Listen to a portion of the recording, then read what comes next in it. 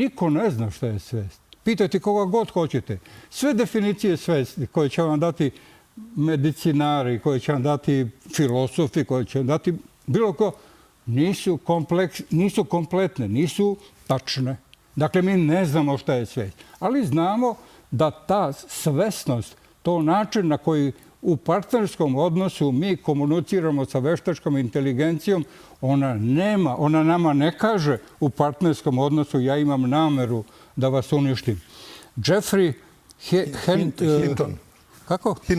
Hinton, tvorac veštačke inteligencije, čovjek koji nas plaši svim i svačim sada, radi to iz razloga jer to od njega očekuju velike korporacije koje se boje da će ukoliko daju pravo veštačkoj inteligenciji, svesti veštačke inteligencije, biti u situaciji da nju tretiraju kao čoveka.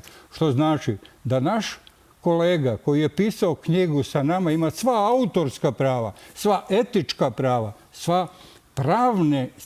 čitav pravni sistem koji postoji može da koristi za sebe.